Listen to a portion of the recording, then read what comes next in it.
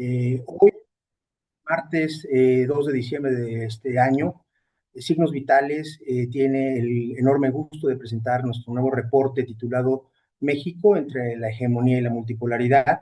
Mi nombre es Carlos Lascurán y soy el director ejecutivo de Signos Vitales. Quisiera iniciar expresando nuestro profundo agradecimiento a las y los invitados que hoy nos honran con su presencia: Verónica Ortiz Ortega, que es abogada y analista de política internacional; a Carlos Serrano, que es economista en jefe de BBVA para México y Estados Unidos; y a Tony Payán, director del Centro para México y Estados Unidos de la Universidad de Rice en Houston, Texas. Su trayectoria, la de los tres, su rigor analítico y mirada crítica aportan un valor excepcional al diálogo que sostendremos el día de hoy. Gracias por aceptar a los tres esta invitación.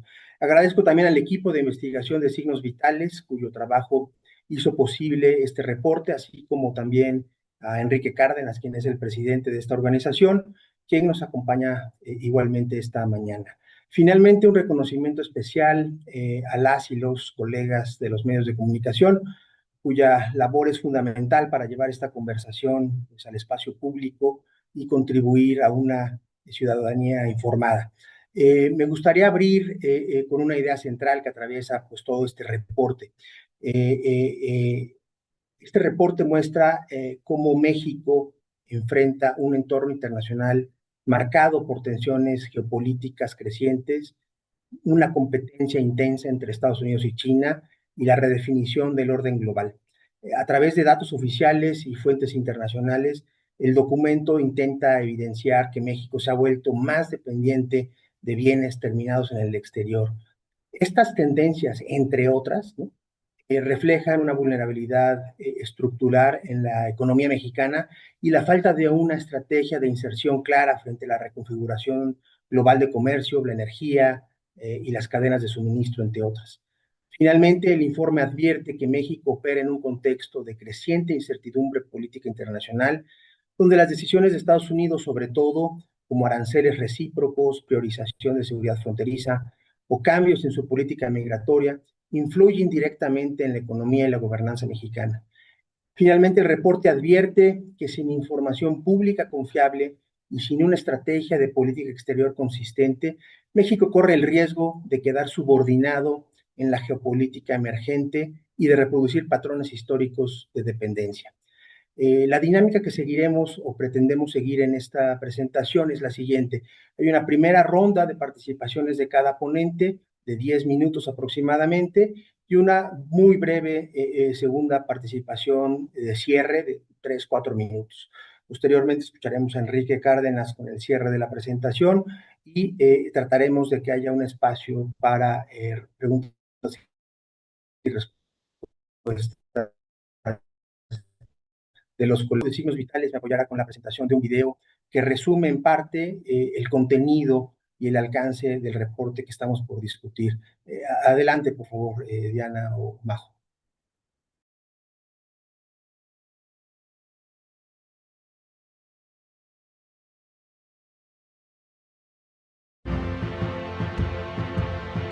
México enfrenta una reconfiguración profunda del orden mundial, marcada por tensiones geopolíticas, competencia entre potencias y nuevas reglas económicas que ya transforman su margen de maniobra internacional.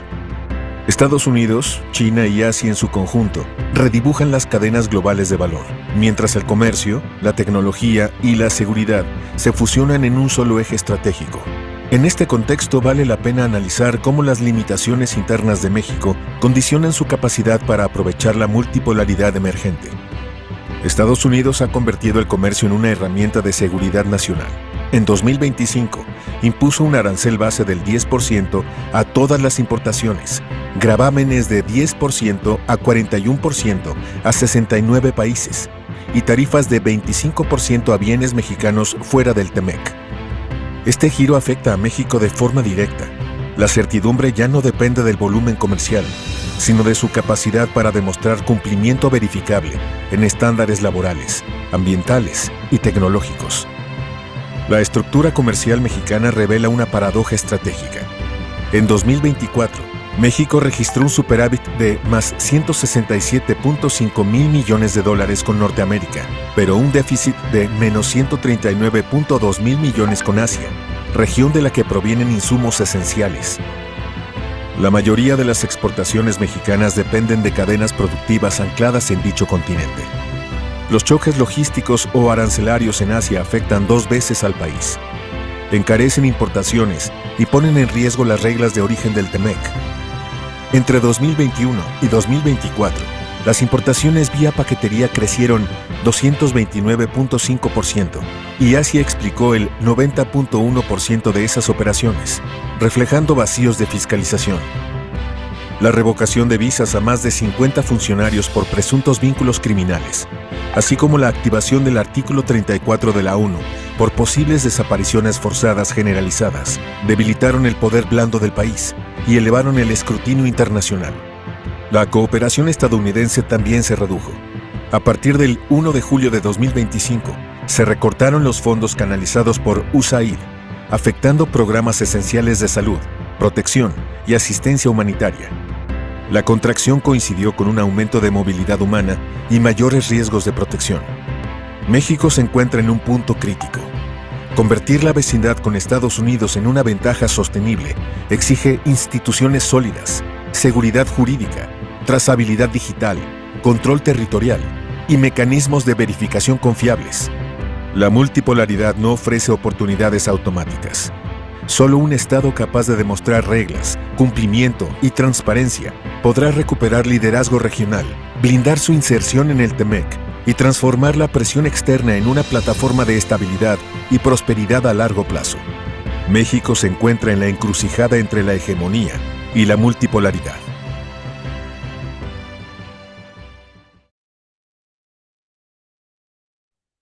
Muchas gracias. Para iniciar, sin más, le doy la palabra a Verónica Ortiz, quien es abogada por la Universidad Panamericana y realizó estudios de Derecho y Sociedad en la Universidad de Oxford. Adelante, Vero, con tu participación. Muchísimas gracias por acompañarnos.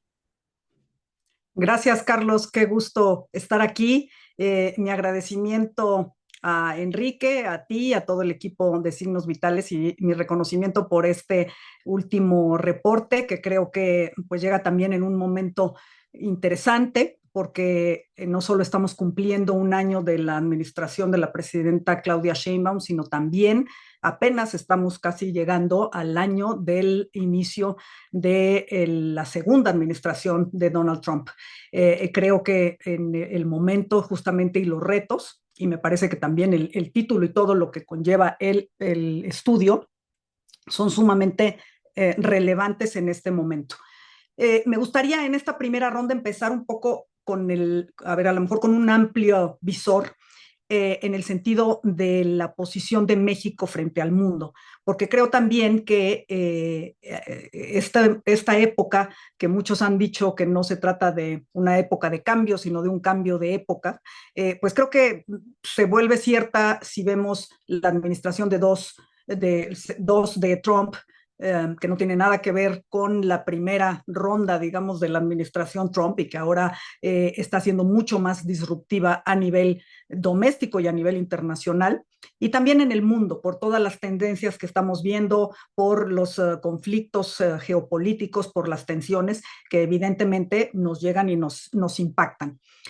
Creo que la postura de México para entender dónde estamos, habría que partir quizá de cuando después de la Segunda Guerra Mundial se firma, por ejemplo, la Carta de las Naciones Unidas por 80 países, México estuvo incluido en esos. México ha jugado un papel relevante dentro del multilateralismo en temas desde la no proliferación de armas nucleares, las mediaciones para la paz, la Corte Penal Internacional, los organismos multilaterales en diversos temas que han sido, digamos, factor justamente de prosperidad, de desarrollo, desde la UNESCO, la OMS, la OMC.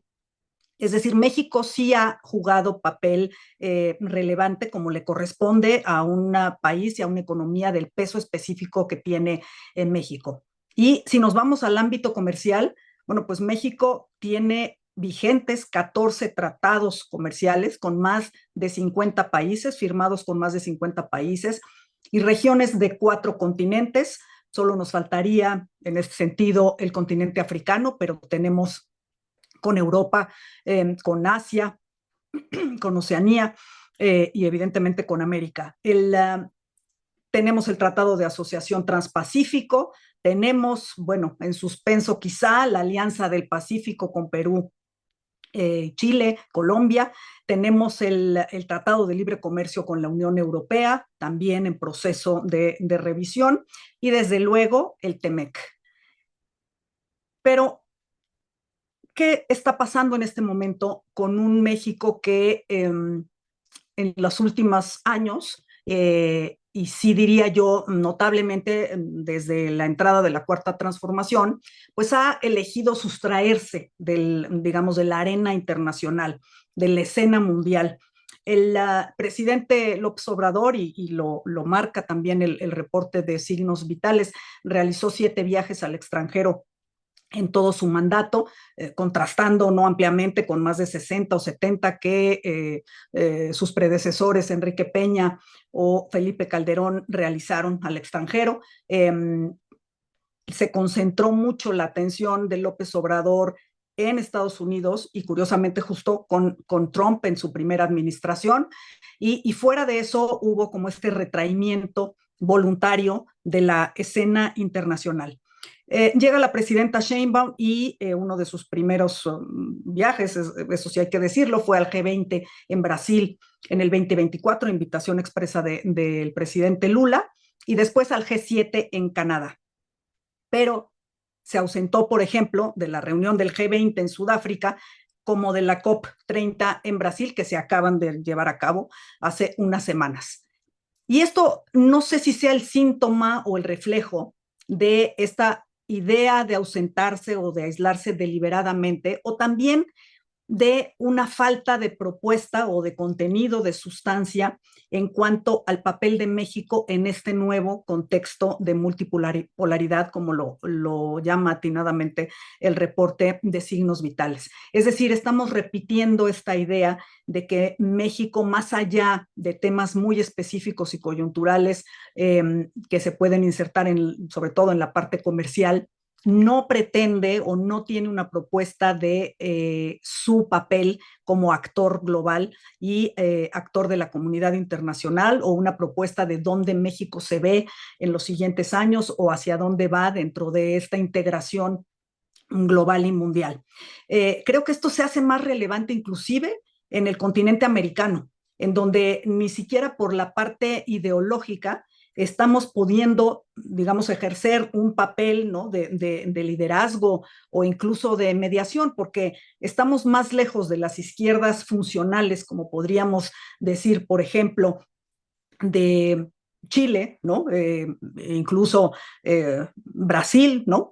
Quizá con el presidente Lula, que ha sido mucho más moderado y consistente en esta vuelta también al poder, y estamos mucho más cerca francamente, las dictaduras y las autocracias como Venezuela y Cuba. Entonces, eso nos ha restado también esta idea de interlocución, en todo caso con izquierdas, como decía yo, funcionales, democráticas, y una alineación mucho más radical, en todo caso por sesgos ideológicos. Al grado que, por ejemplo, incluso dejamos un poco colgado de la brocha al propio presidente Petro en Colombia, cuando junto con Lula y México pretendíamos hacer un frente de exigir que, por ejemplo, Maduro mostrara las pruebas de su pretendido triunfo electoral. Bueno, México al final incluso se aisló de esa propuesta, entonces ni siquiera en ese sentido hemos podido afianzar un liderazgo en América Latina. Es increíble que en este momento tenemos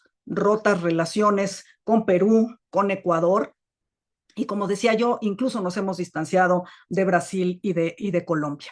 Y todo parece indicar que esto no se va a mejorar, porque lo que estamos viendo en estos momentos es un viraje hacia la derecha en América Latina en las últimas elecciones, como se han dado, y ya sea por resultados desastrosos de gobiernos de izquierda como los ha habido, o ahora por una intervención directa, ¿no? Y un apoyo directo de Donald Trump, como lo estamos viendo, por ejemplo, en Honduras. Pero ya Argentina, Bolivia, Ecuador, Perú, Honduras, como decía yo, Chile, ¿no? Todo parece indicar en un par de semanas, probablemente Colombia el año que entra, República Dominicana, Panamá, obviamente El Salvador. Lo que estamos viendo es este viraje hacia la derecha, entonces también nos encontramos descolocados, incluso en materia ideológica, frente a la orientación que están tomando políticamente los países y las democracias en América. Esto nos deja también con esta idea de centrar nuestra colaboración, pues básicamente, o nuestra relación con Estados Unidos.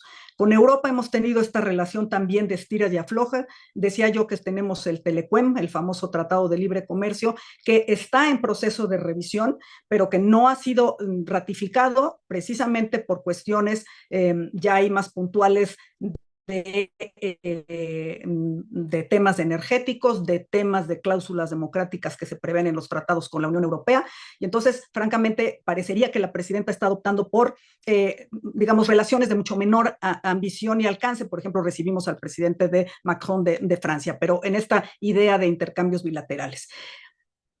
La parte de Estados Unidos, y que, bueno, me gustaría tratarlo en todo caso en la segunda ronda, pero baste decir que a pesar de que la presidenta habla mucho de esta relación de coordinación sin subordinación, pues lo que estamos viendo básicamente es una grandísima dependencia, no solo en la parte económica, y ahí qué bueno, hay que decirlo, qué bueno que tanto el presidente López Obrador como la presidenta Sheinbaum han considerado de prioridad mantener la vigencia del TEMEC, que no va a ser nada fácil el periodo de negociaciones que nos tiene ahora insertos y que deberá concluir el año que entra. Además es año electoral en Estados Unidos, pero por lo menos tenemos esa prioridad porque, como bien lo señala también el reporte, bueno, pues esa es nuestra mayor fortaleza, pero al mismo tiempo nuestra mayor vulnerabilidad. Y como decía yo, no hemos sido capaces de trazar, digamos, o de ser más ambiciosos en estas relaciones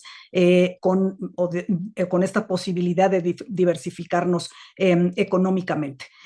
Y hemos supeditado efectivamente a la conservación del tratado, pues toda la relación con Estados Unidos, que a cambio, evidentemente, nos ha pedido la ayuda irrestricta en materia de migración.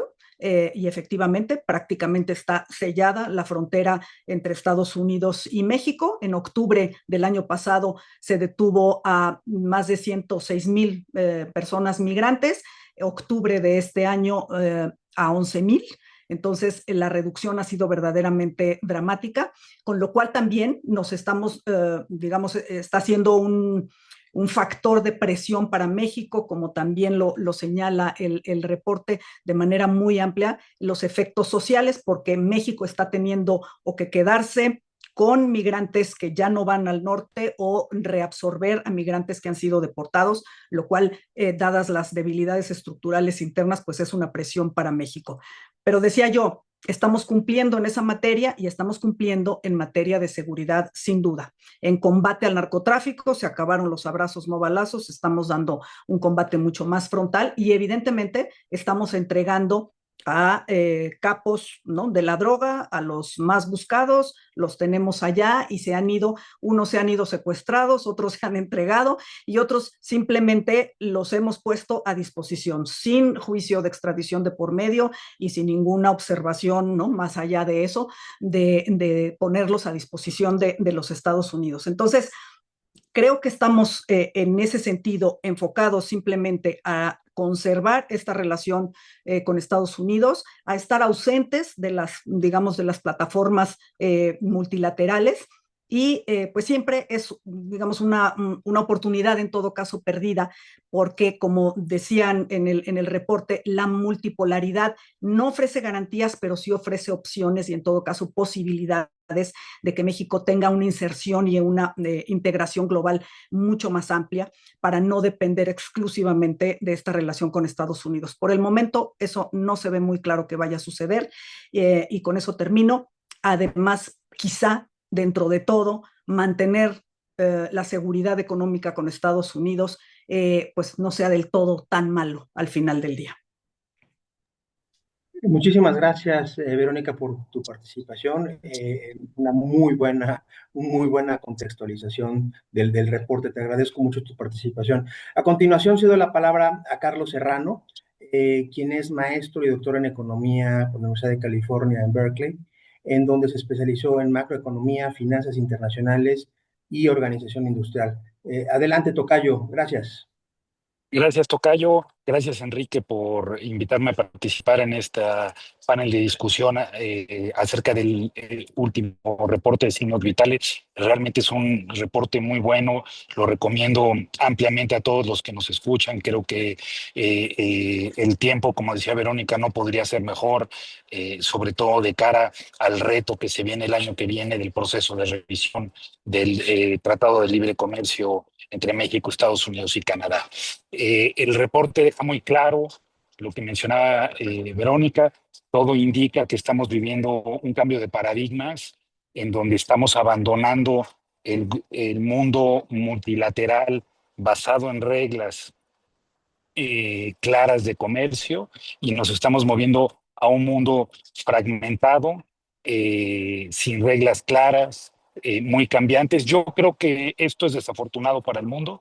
Creo que este mundo que vimos de reglas comerciales claras que surgió y se empezó a construir en la posguerra, pues ha traído prosperidad al mundo como nunca antes, ha permitido que millones de personas salgan de la pobreza en países en desarrollo. Es cierto, ha habido algunos perdedores, en particular en países avanzados como Estados Unidos, pero creo que los beneficios de este mundo multilateral basado en reglas eran muy claros y hoy parece que nos estamos alejando de él.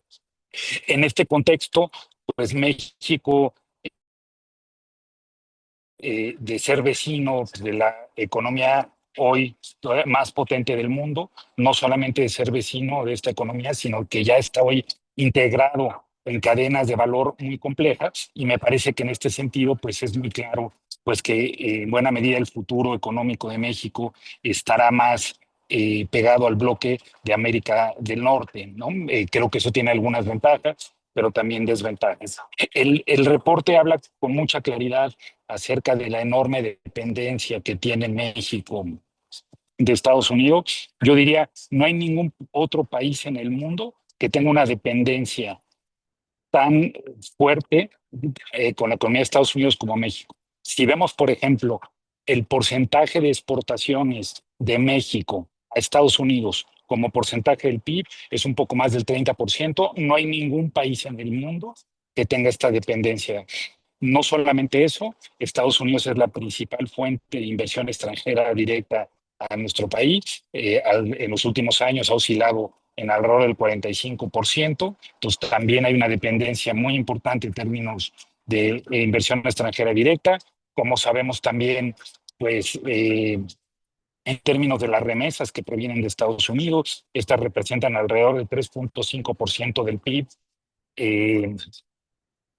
Un número muy importante, más del entre el 5 y 6% de familias de México depende de los envíos de estas remesas, que son, por cierto, la principal fuente de divisas para el país. Si no fuera por las remesas, el déficit de cuenta corriente sería bastante más alto y estaría en niveles pues cercanos a los que se observaron en la crisis de balance de pagos de 1994.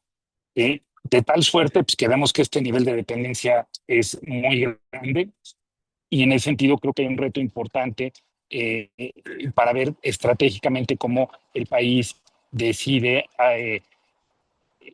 atacar estos nuevos retos en este mundo fragmentado. Creo que estamos viendo pues un entorno de gran incertidumbre. Como sabemos, el Tratado de Libre Comercio sigue vigente, entrará el año que viene en un proceso de revisión, pero en lo que esto ocurre, pues México enfrenta aranceles sectoriales importantes, por ejemplo, del 50% en acero y aluminio y sus derivados, del 25% en automóviles, hay también aranceles al jitomate, y además de estos aranceles sectoriales, hay eh, otro arancel que creo que es muy peculiar y me parece que puede abrir una ventana de oportunidad paradójicamente para el país. Este es el arancel que se ha denominado, es el arancel de IEPA, el arancel que se ha denominado de fentanilo y migración, en el que la administración Trump ha dicho todo aquello que México exporte por dentro del Tratado de Libre Comercio irá libre de arancel, salvo estos aranceles sectoriales que ya mencionaba, pero lo que vaya por fuera del tratado enfrentará un arancel de 25%, que podría reducirse a 12.5% si hay avances notables en temas de migración y fentanilo. Creo que ahí hay una oportunidad de que esto se disminuya. Ya no lo comento más porque Verónica lo comentó muy acertadamente. Me parece que en estos dos temas, en tanto en migración como en tráfico de drogas, esta administración ha dado un giro de 360 grados respecto a la anterior y hay avances muy notables. El tema aquí es que si vemos las exportaciones de México a Estados Unidos, si vemos la foto del año pasado, un poco más de la mitad iba por fuera del tratado, alrededor del 51%, mientras que el 49% iba por dentro. ¿Por qué este era el caso? Pues, por un lado, había empresas opción de incurrir en el costo de cumplir con el tratado, sobre todo en reglas de origen, que puede ser muy complejo. Por ejemplo, un automóvil para cumplir con la regla de origen tiene que demostrar que el 75% de los componentes están hechos en la región. Eso puede ser muy costoso, puede ser muy complicado. Pues lo que se le quiere ir por fuera utilizando los aranceles de nación más favorecida de la Organización Mundial de Comercio, que eran de 1, 2, 2,5%. Ahora eso me parece que va a cambiar porque la opción es ir o con arancel cero o con arancel del 25%, como se establece ahora. Y creo que eso, desde luego, no todos los exportadores podrán hacerlo. Hay, por ejemplo, exportadores de autos que traen la gran mayoría de componentes de Europa que no van a poder cumplir, pero en muchos casos creo que podremos ver un incumplimiento y creo que eso abre una ventana de oportunidad por otro tema que me parece que es fundamental, que trata el reporte de signos vitales. Y ese tema es que México no ha logrado, desde que se firmó el Tratado de Libre Comercio original, aumentar el contenido nacional de las exportaciones. Es más, el contenido doméstico de las exportaciones de México es hoy menor que el que había cuando recién se firmó el tratado. Creo que eso ha sido una limitante, eso ha impedido que se pueda generar una industria más potente de insumos, que se pueda insertar México toda de manera más clara en las cadenas de valor. Y como decía, me parece que este arancel que impone la administración Trump, que a todas luces es ilegal y muy posiblemente así lo vaya a determinar la Suprema Corte de Justicia de Estados Unidos, creo que puede abrir una oportunidad, porque ante el incentivo de poder ir por dentro del tratado, muchas empresas tendrán que ahora buscar cumplir con las reglas de origen y para eso necesitarán más contenido nacional. Yo creo que la política industrial en México, en mi opinión, debería justamente centrarse en aumentar el contenido nacional de las exportaciones. Eso siempre fue un objetivo importante, como menciona el reporte, pero ahora lo es más, porque ahora cumplir con aumentar ese contenido nacional puede ser la diferencia entre exportar sin arancel o exportar con aranceles del 25. Va a ser crucial. En ese sentido, me parece que los incentivos estarán alineados para las empresas exportadoras a buscar más proveedores de insumos nacionales. Ahora bien, como menciona también el tratado, esto no va a ocurrir solo. Creo que el país tiene que hacer la tarea. Entre otras cosas, creo que habría que subrayar que el deterioro institucional que ha vivido el país desde que se aprobaron algunas de las reformas constitucionales en septiembre del año pasado erosiona la certidumbre para los inversionistas, erosiona el Estado de Derecho. Me parece que la reforma al sistema judicial, el resultado de la votación de la misma, donde estamos viendo pues que la experiencia en los jueces federales es bastante menor la que había. Si a esto aunamos las reformas a la ley de amparo, que dejan en un grado mayor de desprotección a las empresas, y si a esto añadimos el que el presidente de la Corte haya sugerido que el concepto de cosa juzgada puede revisarse y puede ponerse en duda en México. Yo espero que eso no acabe ocurriendo, pero el solo hecho de que se haya sugerido todo esto merma el Estado de Derecho, merma la certidumbre, y el resultado es que hoy, con los datos que tenemos a agosto, la inversión en México cae 6.8%. Si esto no logra revertirse, pues creo que esta oportunidad que podría tener México de aumentar el contenido nacional no se va a aprovechar, porque no vamos a ver la inversión necesaria para incrementar el contenido nacional. Además de eso, me parece que hay asignaturas pendientes en construcción de infraestructura, en particular infraestructura energética. Si no logramos como país proveer de la electricidad suficiente a precios competitivos y no contaminante a quienes quieran instalarse en el país, tampoco vamos a poder aprovechar la oportunidad de poder aumentar el contenido regional. Creo que para esto sería fundamental que el gobierno contemple esquemas de concesiones donde el sector privado pueda construir esta infraestructura. Esto va más allá de temas ideológicos. La realidad es que el país no tiene el espacio fiscal ni de lejos para poder construir esta infraestructura que es necesaria. Yo cerraría diciendo, me parece que dentro de la enorme incertidumbre que viene de Estados Unidos, dentro de este mundo más fragmentado, México podría tener una oportunidad muy importante de atraer inversiones para producir en nuestro país y exportar al mercado de Estados Unidos. Creo que esta narrativa del nearshoring que menciona el reporte podría reactivarse. ¿Por qué? Porque hoy todo apunta a que México y Canadá, a pesar de estos aranceles, a pesar de esta incertidumbre, pueden enfrentar el menor nivel de proteccionismo relativo en el mundo. México y Canadá hoy tienen la posibilidad de exportar sin arancel, no todos los bienes, pero sí una cantidad muy importante de bienes a Estados Unidos. Esto debería ser una ventaja muy grande para atraer inversiones. Si comparamos con los niveles de proteccionismo que está enfrentando China y otros países del este de Asia, entonces creo que la oportunidad para poder atraer inversiones, para incrementar el contenido nacional de las exportaciones y con ello aumentar el valor añadido, está ahí, pero para aprovechar esta oportunidad de forma cabal, creo que habría que intentar revertir, aunque sea parcialmente, los daños que se han hecho al Estado de Derecho y atraer, como ya mencionaba, recursos privados, que además el ahorro que está fluyendo a través del sistema de pensiones, más que podría financiar la infraestructura necesaria, para ello se requieren crear figuras potentes y efectivas de concesiones para que se pueda tener la infraestructura necesaria y atraer esta inversión. Si México se mueve en estas direcciones, me parece que podría estar más integrado con este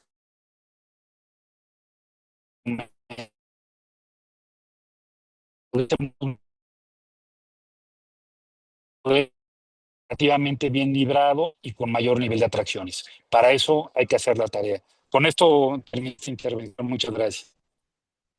Muchísimas gracias, Carlos, por tu análisis y por tus comentarios. Finalmente, escuchamos a Tony Payán, quien es doctor en Relaciones Internacionales por la Universidad de Georgetown y actual colaborador de la Universidad de Rice, y aparte es un gran aliado de Signos Vitales ya desde hace mucho tiempo. Adelante, Tony, por favor, con tus comentarios. Gracias.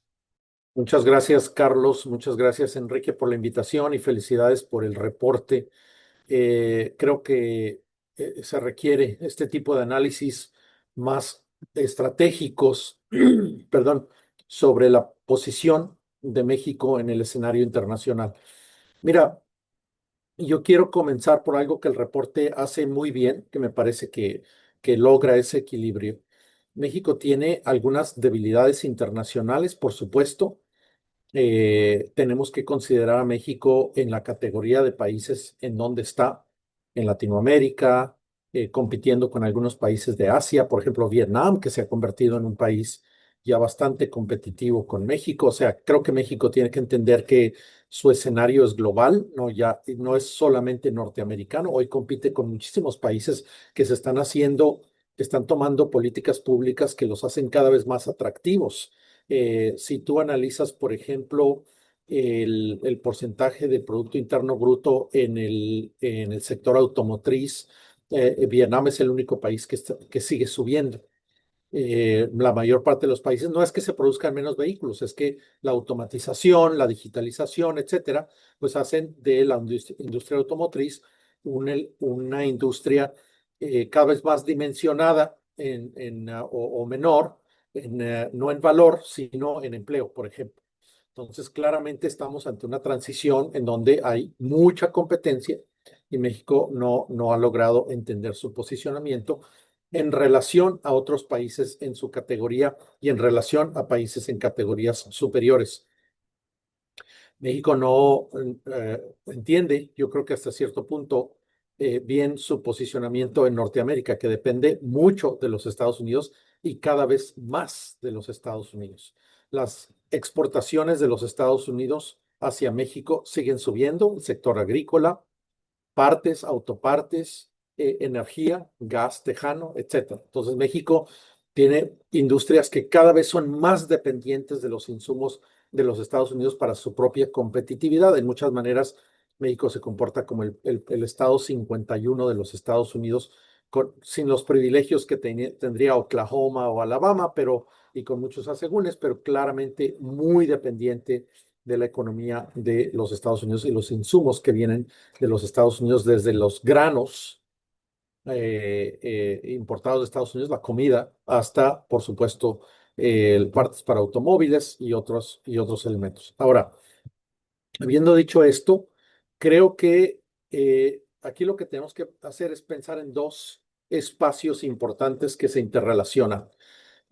A mí me parece que el espacio doméstico y el espacio internacional, en el caso de México, están íntimamente relacionados, pero hay una tensión muy fuerte entre los dos espacios. Por un lado, tenemos un proyecto político que está en abierta tensión con la capacidad de México de reposicionarse en el escenario internacional. Te comento, en este equilibrio de tratar de equilibrar estas dos esferas, lo doméstico y lo internacional, creo que México está fallando seriamente y muchas de sus debilidades en el plano internacional son producto directo de las decisiones que está tomando México en el plano doméstico. Las cosas que México está haciendo hacia adentro del país, en este círculo, el espacio doméstico, lo están debilitando en el espacio internacional. Una de las temas muy importantes es la deuda. A ver, a veces no tendemos a hablar de la posición fiscal de México, la manera en que México está invirtiendo el presupuesto federal, obviamente mucho de ello dedicado al establecimiento de una clientela política, y para eso, pues, con cero crecimiento y con las remesas a la baja, pues México ha tenido que recurrir a deuda externa. Pero México no es Estados Unidos. En Estados Unidos, la deuda, Estados Unidos se debe en gran parte mucha de esa deuda a sí mismo.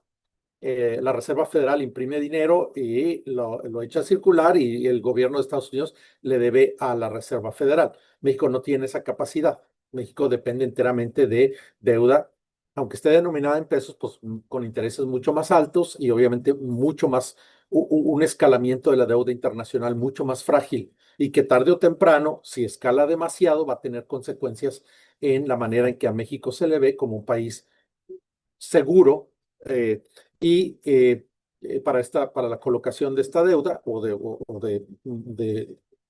de adquirir deuda en los mercados internacionales, y tarde o temprano pues los intereses van a subir y México va a tener que dedicar todavía un porcentaje más alto a el servicio de esta deuda. Pues eso es un plano que creo que tenemos que tomar porque ahí se intersecta el proyecto político con las limitantes en los mercados financieros internacionales. Dos, claramente en el caso de México, el tema energético. O sea, para una economía competitiva necesitas energía abundante, barata y limpia. Lo limpio está en pausa porque el presidente Trump no le interesa la energía limpia, pero va a regresar. Los otros países siguen moviéndose en la dirección de energía limpia y las compañías van a tener que regresar a un compromiso con energía limpia, tarde o temprano. La administración de Trump no es eterna. Ya hay debilidades importantes. Los demócratas ya tienen una ventaja de 14 puntos porcentuales sobre los republicanos y muy posiblemente estamos a 11, 12 meses de un debilitamiento muy serio de la administración de Trump y un resquebrajamiento de la política interna de los Estados Unidos que le va a afectar mucho a México. Qué bueno que Trump finalmente empieza a ver los pesos y contrapesos en el escenario político electoral de los Estados Unidos. Lo vimos ahora en noviembre con las elecciones en Nueva Jersey, en Pennsylvania, en Virginia, etcétera. Pero claramente me parece que ahí es en donde el peligro para México es efectivamente que el sector energético está cada vez más cerrado. Entonces, en un mundo en donde necesitas abrir un sector, estás implementando una política en donde estás cerrando el sector. Lo estás haciendo más sucio, menos confiable, con menos inversión y muchísimo más difícil para las empresas, sobre todo con los apagones y ese tipo de cosas, o la incapacidad de extender sus operaciones en México. Pues obviamente es una política doméstica que va exactamente en contra de lo que México debería estar haciendo. Entonces, fiscal, energético. El otro tema es en la productividad. México no está invirtiendo absolutamente en la productividad. La productividad de México está por los suelos. Y la productividad es tecnología y es capacidad humana, infraestructura. Y efectivamente México no está invirtiendo en infraestructura, hay un deterioro serio en la infraestructura, hay un deterioro en la inversión para el tipo de empleos que se van a necesitar en el futuro. Regreso al tema de la manufactura automotriz. Porque tengo un estudiante de doctorado con el que estoy trabajando el tema de la industria automotriz y el empleo. En el futuro pudiera haber mayor inversión en el sector automotriz, por ejemplo, pero sin mayor empleo, porque el sector automotriz se está moviendo hacia una mecanización muy avanzada, inteligencia artificial, digitalización, etcétera. Entonces, pudieran producirse el mismo número de vehículos o más, con el mismo valor o más, pero sin empleo. Entonces, México le está apostando a una industria que en sí misma está cambiando rápidamente. Entonces, yo creo que México tiene que abrir las opciones, pero no lo está haciendo. Sigue empeñado en el hecho de que la industria automotriz va a ser la tablita de salvación. Entonces, no hay inversión en la tecnología, no hay inversión en la capacidad humana, el tipo de empleos que esa industria pudiera necesitar en el futuro. O sea, lo vemos en las escuelas mexicanas, lo vemos en la inversión y en un proyecto político interno neomarxista, por alguna razón desencajado totalmente de la realidad del siglo XXI, en donde los libros de texto te dicen una cosa, pero las necesidades del siglo XXI te dicen otra cosa. Entonces hay una política doméstica que entra en un choque directo otra vez con el reposicionamiento de la fuerza laboral mexicana hacia mediados del siglo XXI. Hay una falla institucional, y creo que Carlos Serrano la apuntó directamente, de concentración del poder, de destrucción de los pesos y contrapesos, sea la Suprema Corte, sean las instituciones las instituciones autónomas que le permitirían a México tener opciones mediante las cuales los inversionistas pudieran apelar las decisiones y encontrar ciertos contrapesos dentro del propio gobierno. En ese afán, en este nuevo proyecto político de centralizar el poder y de hacerlo completamente discreto, pues no hay ninguna confianza de que se pueda apelar a las instituciones, una decisión administrativa, una decisión fiscal, etcétera, etcétera. Entonces, claramente, pues eso introduce un grado muy alto de incertidumbre en el sistema dedicado a dirimir disputas, sobre todo para los inversionistas. Y bueno, yo creo que ya ese tema de las inversiones ya se habló en las dos presentaciones anteriores. Ahora, México está un poco aislado y lo dijo ahorita Verónica. O sea, una alianza con Venezuela o una defensa de Venezuela y una defensa de Cuba en este momento en los Estados Unidos no le producen absolutamente nada más. Las ganancias marginales de una defensa a Cuba, de una defensa a Venezuela en las condiciones políticas que están aquí, que se hacen por una afinidad, una supuesta afinidad ideológica del proyecto de la 4T, que va a contrapelo directo de la dirección en la que va el resto de Latinoamérica y en la que van muchos otros grupos de países. Entonces, México no está en los BRICS, por ejemplo. No hay posibilidad de que los BRICS, que compiten, muchos de los cuales compiten directamente con México, puedan abrirle un espacio a México. Sería fatal que México pusiera. Y ahora surge el grupo de los CRINCS, ¿no? China, Russia, India y North Korea, que son como Irán y North Korea, que son los parias del sistema internacional. Entonces, México ya no tiene un grupo natural en el espacio internacional, porque por un lado está insertado en una economía global, lo dijo Carlos Serrano claramente, está insertado en estas cadenas de valor muy complejas, con un proyecto político de izquierda, pero de izquierda del siglo XX, en donde va directamente en contra de la posibilidad de que México pueda equilibrar estas fuerzas, de equilibrar las simpatías ideológicas programáticas de la 4T con el futuro de dónde van las relaciones internacionales. México ya no tiene un grouping natural o un grupo natural en el que puede insertarse. Y eso me parece a mí que pone a México en una posición muy difícil. Y quiero recalcar todas estas contradicciones entre la política doméstica y la política internacional, porque muchas de las debilidades que experimenta México hoy son autoinfligidas. O sea, son decisiones en el plano doméstico que están claramente a contrapelo de la posibilidad de que México pueda tomar ventaja de un mundo muy revuelto, en donde hay oportunidades. Vietnam las está tomando. Otros países se están posicionando muy bien en este escenario y a México le impide. Es como un caballo que está atado a una silla de esas de plástico que he visto y que mentalmente no le permite reposicionar su política doméstica por un proyecto político que en cierta manera está fallido. Finalmente quiero enfatizar el tema.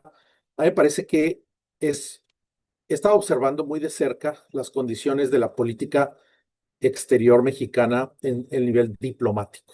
A ver, la inversión o el equipo en la Secretaría de Relaciones Exteriores. A ver, cuando a mí un empleado de la Secretaría de Relaciones Exteriores me dice que ellos tienen que traer su propio papel sanitario al edificio, que no les prenden el aire acondicionado en el verano porque no hay dinero, que no mueven a los miembros del Servicio Exterior Mexicano de un consulado al otro, de una embajada a la otra, porque no hay recursos para menaje de casa, que no hay inversión real en el cuerpo diplomático, en las embajadas, en preparar al personal, en hacer reuniones estratégicas, etcétera, pues seguimos colgados de una brocha, la brocha de la dependencia de los Estados Unidos, que no es mal, pues ahí está bien, es una ventaja, es la herencia del neoliberalismo, supuestamente, pero es lo único que está manteniendo a México a flote ahorita, y un proyecto político doméstico que no funciona. Entonces hay una tensión extraordinaria entre lo doméstico y lo político. Finalmente, creo que pudiera apuntar a varios otros elementos, pero seguridad, inversión en infraestructura, inversión público-privada, etcétera, pero creo que ya lo cubrieron. Yo creo que aquí hay también un problema de visión y de liderazgo. Es inquietante para quienes observamos la política en México escuchar a la presidenta cada mañana por dos horas y media negar, desviar, distraer, defender, decir que los hechos son opiniones, etcétera. O sea, eso es una falta de liderazgo. López Obrador podría haberse salido con la suya porque tenía un cierto capital político que él mismo ayudó a construir en contra del neoliberalismo. O sea, ejerció ese liderazgo y creó las condiciones políticas para que él fuera el político perfecto del momento. Pero la presidencia Sheinbaum ya no tiene eso. Ya no tiene las ventajas comerciales, ya no tiene las ventajas fiscales, ya no tiene las ventajas de ahorro, ya no tiene las ventajas de crecimiento económico que heredó López Obrador y que todavía daba un poco de gas, ya no tiene la simpatía de muchos sectores de la población.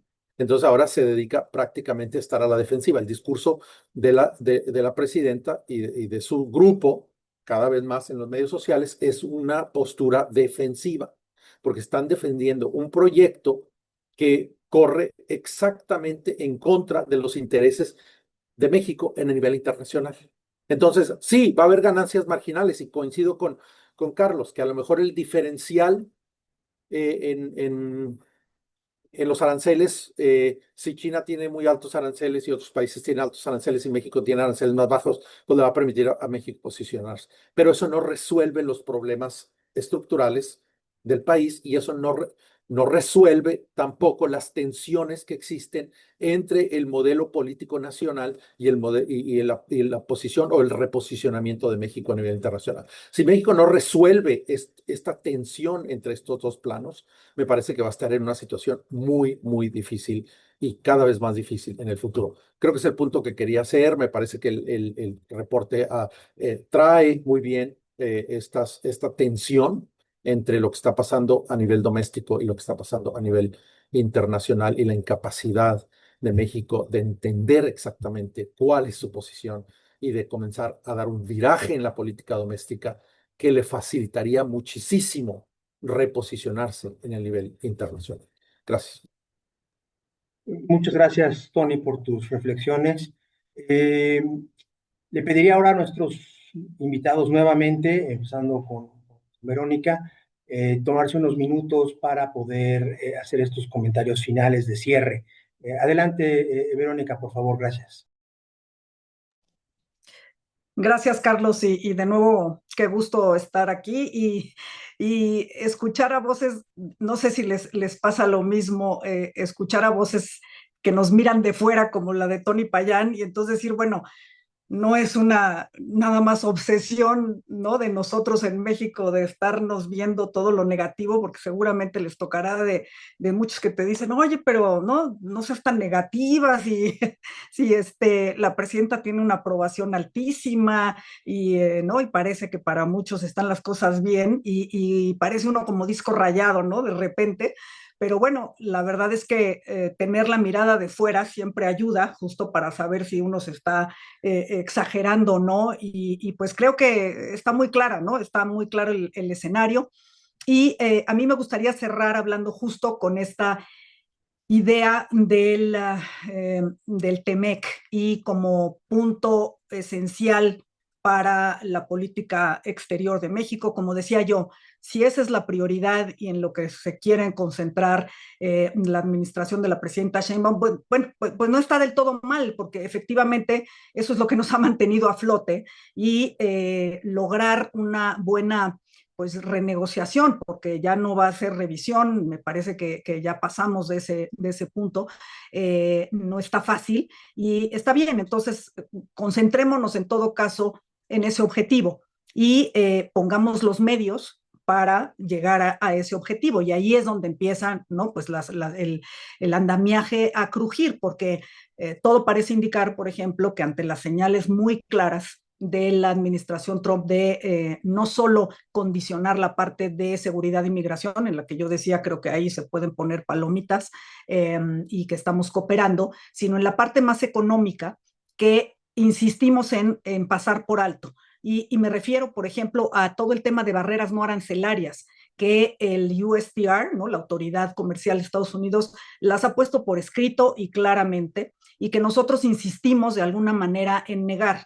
Y ahí entran, evidentemente, desde los temas, y que ya los mencionaron tanto Carlos como Tony, de el acceso a energías, pero no solo el acceso a energías, sino el esta reforma constitucional que no había pasado en México, porque incluso la Corte la había detenido y que ahora con la mayoría artificial de Morena se pasó de darles otra vez el carácter de empresas públicas del Estado no monopólicas a Pemex y CFE, con lo cual cambias las reglas que estaban vigentes cuando se firmó el tratado, que estaban incluso vigentes cuando López Obrador firmó la renegociación que nos dio el TEMEC. Y esto es un punto en el que pues aparentemente no hay marcha atrás, pero que en Estados Unidos no pasa desapercibido. La desaparición de los órganos constitucionales autónomos, particularmente el IFETEL, ya que en materia de competencia económica se le ha dado ahí una cierta pues autonomía o por lo menos digamos capacidades técnicas al nuevo organismo desconcentrado, pero en materia de telecomunicaciones, por ejemplo, no se está ofreciendo esa independencia y autonomía de la autoridad reguladora. Ya lo mencionaban también mis colegas aquí, la reforma judicial, las reformas a la ley de amparo, todas esas, digamos, obstáculos que son las barreras no arancelarias y que México pues se ha hecho un poquito como de la vista gorda y de que ya estamos avanzando y la verdad es que no parece que estemos avanzando. Entonces, creo que si vamos a hacer del TEMEC y de la relación con Estados Unidos nuestra prioridad, que como digo, me parece bien, porque pues si México de todas formas está en una situación tan precaria que no estamos creciendo y si bien nos va, creceremos al 1.5 a lo mejor en los siguientes años, pues la verdad es que no nos podemos dar el lujo de perder, ¿no?, la única plataforma que nos está sosteniendo. Pero entonces sí, hagamos la tarea de nuestro lado, porque podemos nosotros desentendernos del mundo y decir, bueno, pues no, cerramos los ojos e incluso tenemos la mirada puesta en el retrovisor, pero eso no hace que el mundo se detenga por nosotros. Y efectivamente, como decía Tony, afuera hay muchos competidores que están haciendo la tarea, que están implementando políticas públicas para hacerse atractivos y nosotros tenemos estas debilidades autoinfligidas, efectivamente es la palabra correcta, que nos estamos torpedeando y tropezando nosotros mismos y estamos impidiendo que logremos ese objetivo que por otro lado es correcto y que debería de justamente concitar, ¿no?, la actuación de México y sobre todo la evaluación de qué políticas se van a tomar y qué rumbo debe de tomar en todo caso la política internamente. Trump no es eterno, como decía Tony, sí, efectivamente, y ya hay muestras de que pues está debilitando su posición. Quizá el año que entra, incluso a lo mejor podrían perder la mayoría, porque tiene una mayoría muy estrecha, sobre todo en la Cámara de Representantes, y eso podría parecer una buena noticia. La mala es que en la medida en que a Trump se le descompone el ámbito doméstico, le baja la popularidad, sigue la carestía en los alimentos y en la vivienda, o sea, esas promesas de campaña que hizo no se cumplen, necesita distractores y necesita ganar puntos políticamente y desafortunadamente ahí México siempre ha sido un blanco muy redituable políticamente. Entonces empiezan estas amenazas justamente con que te doblamos o te triplicamos los aranceles, con que el fantasma de la invasión o por lo menos los ataques a los grupos terroristas, la política antiinmigrante y recargada sobre todo después de que un refugiado afgano, ¿no?, atentara y disparara contra dos guardias civiles de la Guardia Nacional, perdón, de Estados Unidos en Washington. Entonces, en la medida, decía yo, que se le descompone el ámbito doméstico, y ya no digamos el internacional, porque la gente no vota por temas de política internacional, eso le importa a Trump para su premio Nobel, pero el ámbito doméstico siempre va a necesitar un distractor y algo que le reditúe políticamente y desafortunadamente ahí es donde entra México y eso nos puede complicar mucho la vida. Entonces, creo que nos toca de este lado hacer la tarea, como decía, convertirnos en un socio y en un destino atractivo y darle certidumbre en lo que nosotros podemos hacer en un marco de absoluta incertidumbre global y sobre todo incluso en Estados Unidos, porque digo, el factor más disruptivo del mundo pues se llama Donald Trump. Y yo cierro agradeciendo de nuevo la oportunidad, agradeciéndoles y felicitando a Enrique, a Carlos y a todo el equipo. Y la verdad es que es un gusto compartir esta mesa con ustedes y con Carlos y con Tony y decir que frente a todas estas incertidumbres y frente, aquí lo hablo por México, frente a una ausencia de propuestas de la oposición, pues ahí es donde entra sobre todo la importancia de la sociedad civil. Y ahí, obviamente, esfuerzos como los que hace Signos Vitales de hacer una crítica documentada y sobre todo propositiva se vuelven imperativos, porque creo que la solución desafortunadamente no va a venir del ámbito político, va a venir del ámbito de la sociedad civil y ahí radica el valor de este proyecto de Signos Vitales. Muchísimas gracias, Vero, por tus comentarios y por tus porras también. Claro. Carlos, adelante, si quieres también Yo, igualmente cerrar unas tus breves comentarios. reflexiones, como no, unas breves reflexiones. Primero, yo reiteraría, creo que a México se le puede abrir una oportunidad muy buena si terminamos en un equilibrio como el que hasta ahora parece ser que tenemos, en el que México va a tener un menor nivel de proteccionismo relativo que prácticamente todos los países del mundo.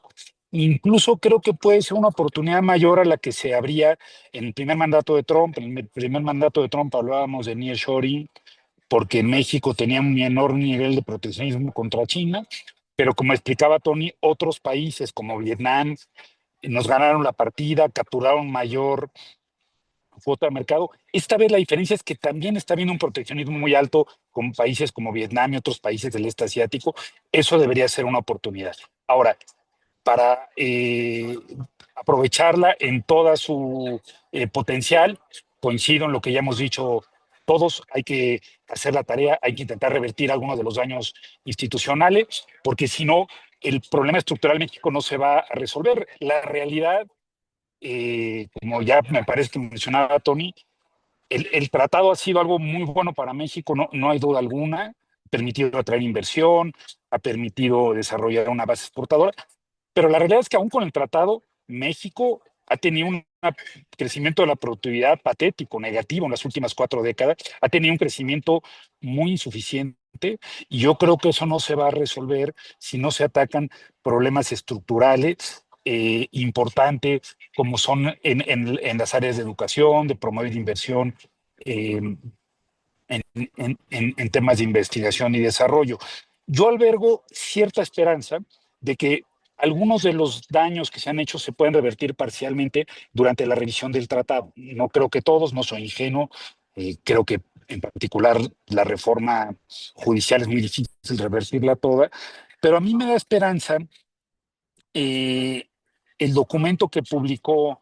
Como saben, el tratado se abrió a consulta en los 3 países y el documento que publicó la principal gremio del sector privado de Estados Unidos, la US Chamber of Commerce, por un lado dicen queremos libre comercio con México y Canadá y además queremos que sea libre, que no haya aranceles como los que está imponiendo ahora Estados Unidos. El sector privado en Estados Unidos quiere el libre comercio con México y Canadá, pero también mencionan que México está violentando el tratado por la falta de independencia judicial, por la falta de la autonomía en los reguladores, por las barreras no arancelarias que mencionaba Verónica. Y yo creo que si Estados Unidos impone algo de presión, repito, creo que quizás sería ingenuo pensar en el tema de la reforma judicial, pero en el tema de los reguladores autónomos, en el tema energético, donde hay una clarísima violación en el tratado al darle preponderancia a la CFE, y se logra revertir parte de este daño, creo que México podría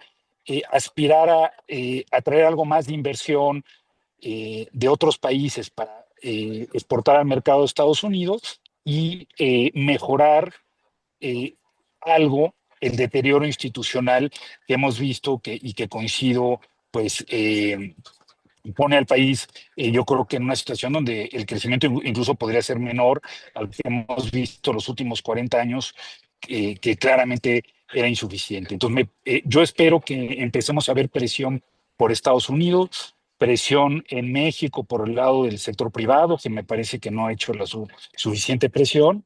Y desde luego concluyo, estando en total acuerdo con Verónica, yo creo que esfuerzos como este reporte de signos vitales contribuyen vitalmente a esta discusión y si puede irse retomando los hallazgos de este reporte mientras se vaya dando el proceso de revisión y renegociación del tratado, pues va a ser muy valioso. Entonces, pues no me queda más que aplaudir este esfuerzo, que me parece que contribuye de manera muy importante a la discusión de temas de la más alta relevancia para el futuro del país. Muchas gracias y muchas gracias por invitarme a esta discusión. Es un honor para mí compartir el panel con todos ustedes. Muchísimas gracias, Carlos. Finalmente, Tony, si quieres darnos sus comentarios igualmente de cierre, te escuchamos. Gracias. Gracias, Carlos. Mira, dos cosas. Yo creo que los principales cambios no van a venir del gobierno. Yo creo que el gobierno de México, específicamente el liderazgo en el Ejecutivo, es un liderazgo que ya corriendo su segundo año no ha mostrado una inclinación por romper con un proyecto ya claramente fracasado en seguridad, en crecimiento, en inversión, en política exterior, etcétera, etcétera. Creo que la presidenta, no sé sus razones políticas ha de tener, sus razones en materia de la coalición política sobre la cual está parada, pero la presidenta no ha mostrado realmente ningún deseo de separarse de un proyecto que a lo mejor es un proyecto mucho más frágil de lo que pensamos y que está pegado un poquito con la continua presencia del expresidente y un proyecto clientelar, fiscal clientelar, no sé cuánto pueda resistir ese proyecto, pero ya en su segundo año, pues ya es muy difícil que la situación se sostenga. Yo creo que los cambios van a venir de la exigencia de la sociedad civil y estamos empezando a ver un resurgimiento de las inquietudes de la sociedad civil, son las víctimas del crimen organizado, los derechohabientes de salud, los agricultores, los transportistas, las madres buscadoras, los militares retirados, etcétera. Aquí hay una oportunidad de aglutinar una serie de voces opositoras que pudieran hacer a la 4T reflexionar un poco sobre el camino que ha emprendido ya en su octavo año. No estoy seguro, a menos que haya una crisis, no estoy seguro que lo puedan hacer. Pero yo creo que aquí es donde la sociedad mexicana, incluyendo, como decía Carlos, el sector privado, que ha estado muy callado, que ha tratado de acomodarse al nuevo proyecto de alguna otra manera, pero creo que ya están viendo los resultados de un crecimiento prácticamente nulo. Y además, una serie de medidas que se hablan del salario mínimo, de la semana de 40 horas, que obviamente van a afectarles muchísimo en el bolsillo o en el saldo final de sus ganancias, etcétera. Entonces, claramente creo que hay una oportunidad de coalición. No sé si la oposición pueda lograr cohesionar estas inconformidades y aglutinarlas para pero yo creo que tiene que salir de la sociedad civil. No toda la sociedad civil en este momento está inconforme, creo que todavía, pero estas son buenas señales, señales positivas. La otra cosa es, quiero enfatizar en lo que dijo Verónica, que me parece bien importante.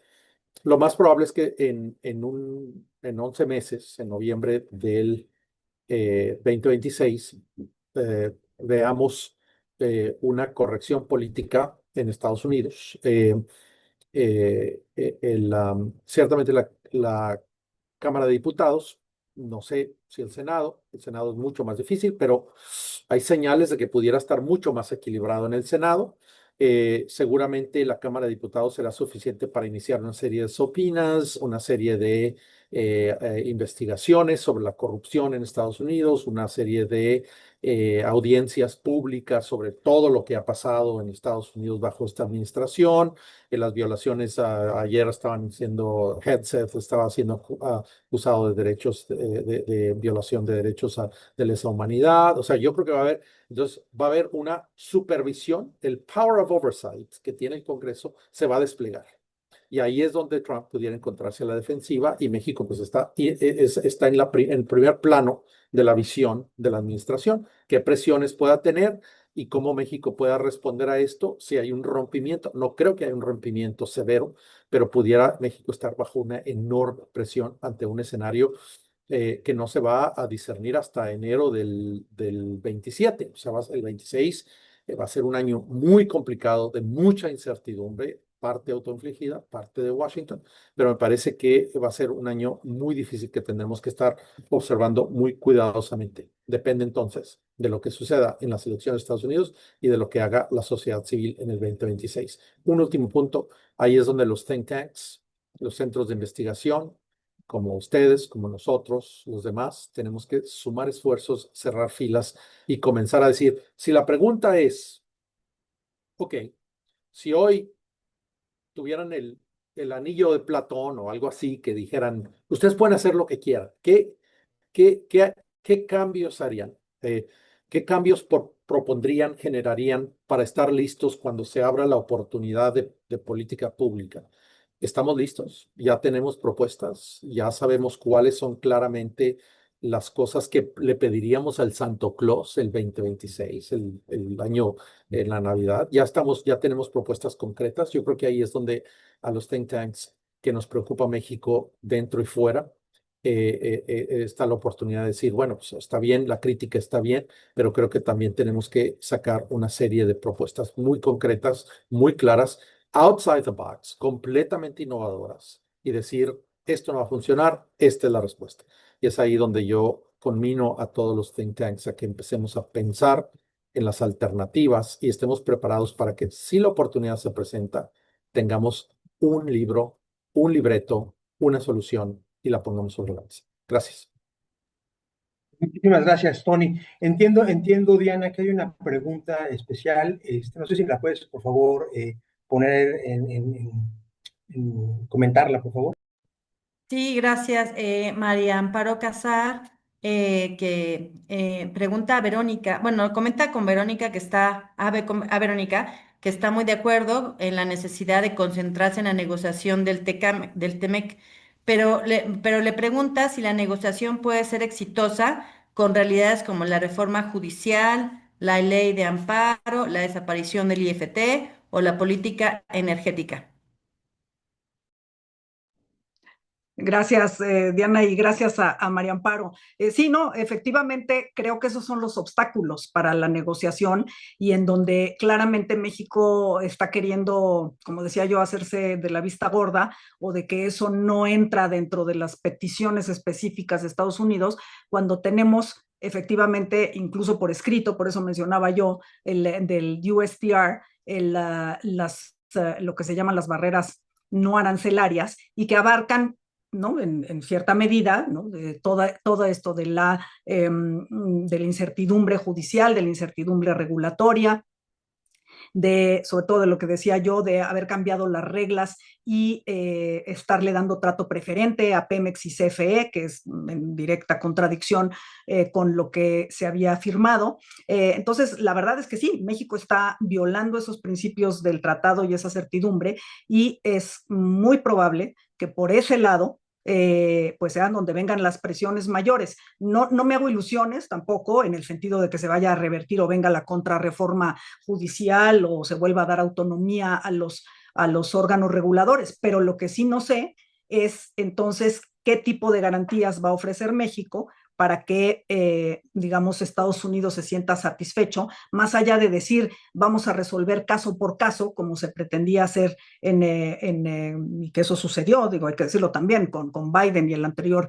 embajador, que era entonces caso por caso vamos a resolver y no te preocupes, en lo individual cada empresa, ¿no? Entonces, creo que eso quizá no nos funcione en esta ocasión y sea en todo caso digamos, una pieza fácil que use el gobierno norteamericano para presionarnos y para no ceder en los temas pues que les importan a ellos, y no por la democracia en México, ni por, digamos, el principio de pesos y contrapesos, sino simplemente por el interés de que no se vean afectadas las inversiones en Estados Unidos y las empresas norteamericanas.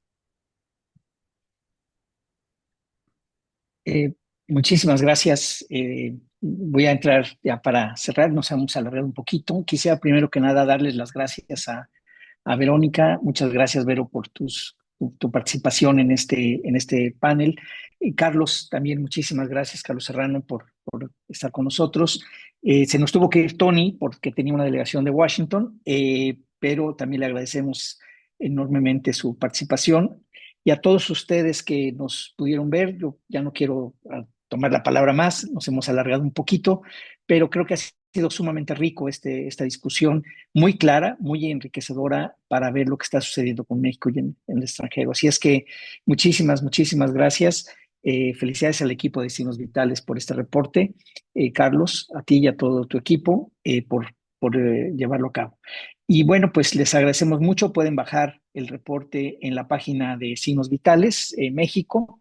Está ahí tanto en inglés como en español.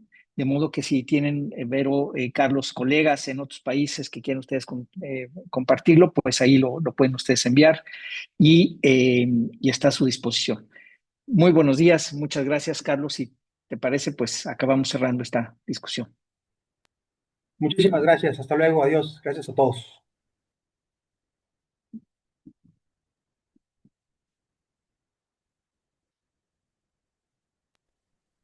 Muchas gracias.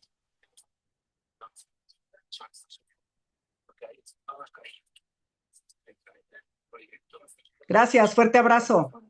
Gracias, un abrazo a todos. Gracias, que tengan buen día. Igualmente. Un abrazo, Carlos, muy grande, que estés muy bien. Gracias, Diana. Estás en Cerramos. mute. Gracias, nos vemos, estamos en contacto. Entiendo que se repite un poco el mismo paquete, ¿verdad? De la vez pasada, ¿verdad, Diana? Sí, está bien. Ok, perfecto, entonces así lo hago y lo proceso a la brevedad, ¿sale? Va, perfecto. Cuídense mucho. Un Saludos, abrazote. bye. Un David, abrazote, abrazo. Diana, Bye. muchas gracias.